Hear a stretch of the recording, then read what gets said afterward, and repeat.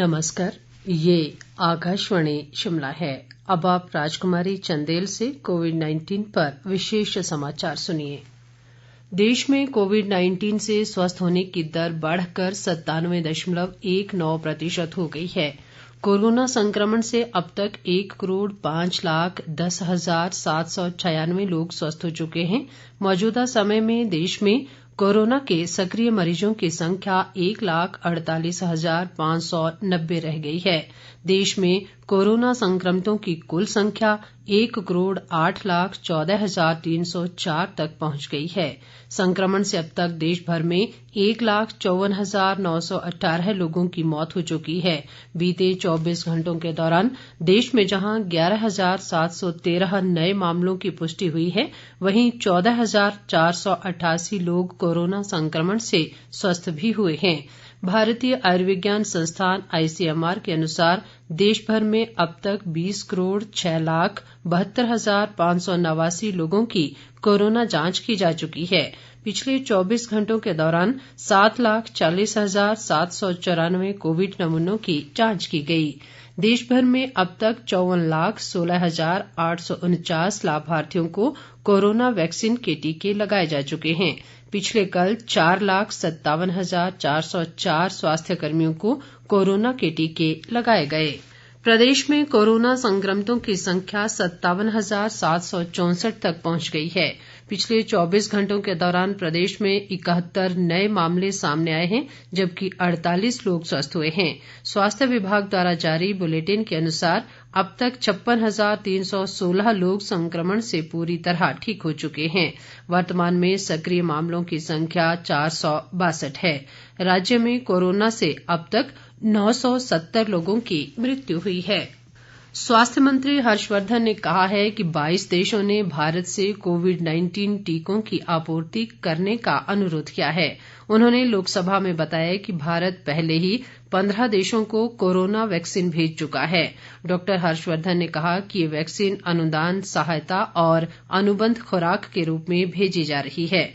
उन्होंने कहा कि 2 फरवरी तक कुल 56 लाख खुराकें अनुदान सहायता के रूप में और 1,05,00,000 अनुबंधित खुराक के रूप में भेजी गई हैं।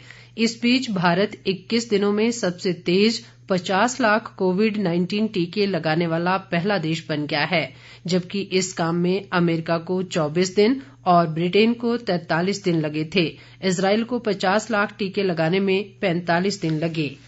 राष्ट्रपति भवन आज से आम जनता के लिए फिर खुल रहा है। कोविड-19 महामारी के कारण ये पिछले वर्ष 13 मार्च से बंद था। लोग सरकारी अवकाश को छोड़कर प्रत्येक शनिवार और रविवार को राष्ट्रपति भवन देख सकेंगे। इसके लिए president.india.nic.in या राष्ट्रपति सचिवालय.gov.in पर ऑनलाइन बुकिंग करानी होगी।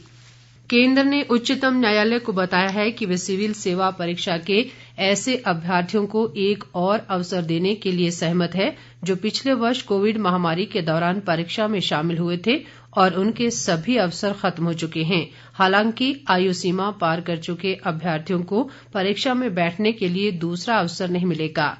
केंद्र ने इस बारे में विद्यार्थियों की ओर से दायर कई याचिकाओं के संबंध में ये जवाब दिया। विद्यार्थियों ने अपनी याचिका में परीक्षा में बैठने के लिए एक और अवसर की मांग करते हुए कहा कि कोरोना महामारी के कारण वे परीक्षा की तैयारी नहीं कर सके और सरकार द्वारा परीक्षा को टालने की उनकी प्रार्थना अस्वीकार करने के बाद वे दबाव में परीक्षा में शामिल हुए। पिछले वर्ष परीक्षा में अंतिम प्रयास में शामिल होने वाले अभ्यर्थियों की कुल संख्या 3,863 थी। इनमें से 555 अभ्यर्थियों ने प्रारंभिक परीक्षा उत्तीर्ण की है और सरकार के इस निर्णय से 3,308 अभ्यर्थियों को परीक्षा में बैठने का एक और अवसर मिलेगा। भारत में कोरोना वायरस का पहला मामला सामने आने के बाद से ही आकाशवाणी देश के नागरिकों के बीच कोविड-19 के बारे में जागरूकता फैलाने की अगुवाई कर रहा है। लोक सेवा प्रसारक की भूमिका को ध्यान में रखते हुए आकाशवाणी ने पिछले वर्ष मार्च में एक विशेष लोक संवाद कार्यक्रम कोरोना जागरूकता श्रृंखला शुरू की थी। इस कार्यक्रम की 300वीं कड़ी कल प्रसारित की गई। इसके साथ ही ये समाचार बुलेटिन समाप्त हुआ। नमस्कार।